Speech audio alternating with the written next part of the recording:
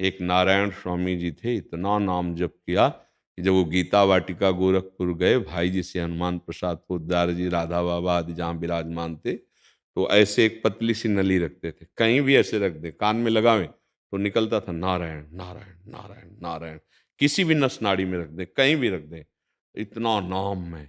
जैसे श्री तुकाराम जी महाराज, महाराष्ट्र के, उनकी पत्नी ने कहा आप किधर चले जाते हो, हम भोजन प्रसाद लेकर ढूंढती रहती, कैसे पता पाऊं? तो उनका चौराहे में कान लगा के सुनना, जिस रोड से निकले विट्ठल विट्ठल विट्ठल, समझ लेना मैं उसी के आगे वहां हूं। जहां वो चरण रख देते थे, भूमि बोलती थी विट्ठल विट्ठल विट्ठल।